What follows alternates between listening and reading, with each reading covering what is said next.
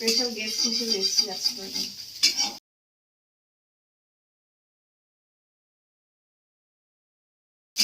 দেখো বন্ধুরা, আজকে আমার রান্নাঘরে এসেছে স্পেশাল গেস্ট, আমাদের প্রাণের দিদি। আমার দিদি আজকে রান্না করছে। দেখো আজকে আমাদের রান্না করে খাওয়াবে। কবে আমি লাস্ট ওকে রান্না করতে দেখেছি আজকে আমার মনে পড়ছে না। হ্যাঁ, লকডাউনে দেখেছি, লকডাউনে রান্না করছিল, লকডাউনের পর আজকে এই রান্না করছে।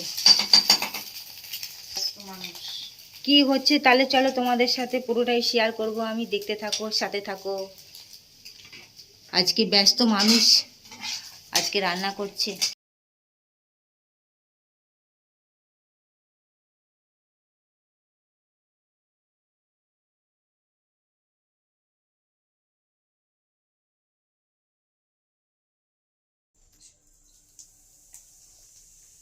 চলে গেল গোটা জিরে, কয়েক সেকেন্ড একটু কালার চেঞ্জ হওয়া অবধি একটু ভাজা করে নিতে হবে।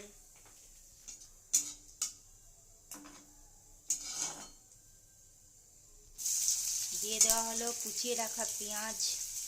আজকে সবটাই আমার দিদি নিজেই কেটেছে, নিজেই রান্না করছে। আমি তো অবাকই হয়ে গেলাম, তবু আনন্দ হচ্ছে আজকে দিদির হাতে রান্না খাবো। এতদিন তো মায়ের হাতে আর আমার নিজের হাতেরই রান্না খেয়ে আসছি, কিন্তু আজকে আবার নতুন হাতের রান্না আমার দিদি রান্না করছে, খাবো। আমি তো খুবই উৎসাহী।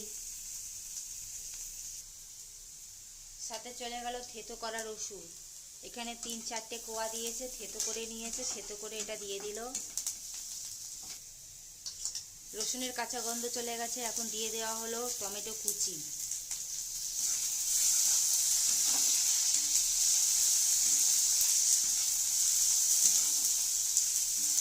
গন্ধটা তো খুব সুন্দর বেরিয়েছে।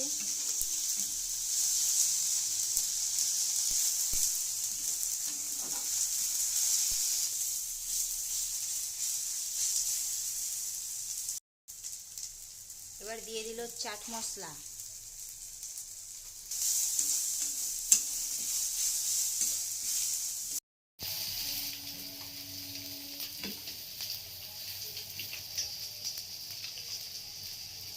চলে গেল ম্যাগি মশলা।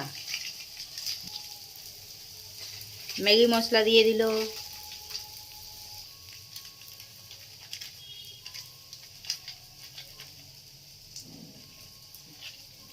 চলে গেল 2 প্যাকেট ম্যাগি মশলা। এগুলো তো সব ম্যাগির মধ্যেই থাকে, এগুলো তো আলাদা করে আর কিনতে হয় না। ডিমের ভুজিয়া করে রেখেছিল সেটা দিয়ে দিল। এখন মশলার সাথে ভালো করে এটা একটু মিশিয়ে নেবে। ভালো করে কষানো হয়ে গেছে। দিয়ে দেওয়া হচ্ছে ম্যাগি।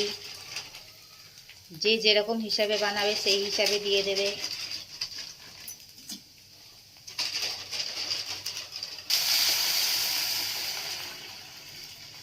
দিয়ে দেওয়া হলো পরিমাণ মতন জল।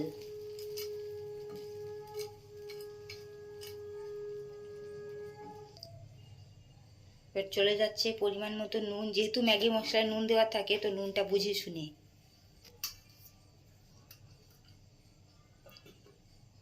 ঢাকা দিয়ে সেদ্ধ করে নিতে হবে। ম্যাগি সেদ্ধ হয়ে যাওয়ার পর ওপর থেকে একটু ধনেপাতা কুচি ছড়িয়ে 2 থেকে 3 মিনিট আর একটু ফুটিয়ে নিয়ে গ্রেভিটা শুকিয়ে গেলেই নামিয়ে নিলেই তৈরি হয়ে যাবে ম্যাগি। তোমরা তো প্রত্যেক দিন আমার বা আমার মায়ের হাতের রান্না দেখো, আজ প্রথমবার তোমাদের সামনে আমি আমার দিদির হাতের রান্না তুলে ধরলাম। কেমন লাগলো তোমাদের এই ম্যাগি? অবশ্যই সেটা কমেন্ট করে জানাবে। ভালো লাগলে অবশ্যই লাইক কমেন্ট শেয়ার করে দিও এবং অবশ্যই আমার চ্যানেলটি সাবস্ক্রাইব করে আমার পাশে থেকো বন্ধুরা। টাটা।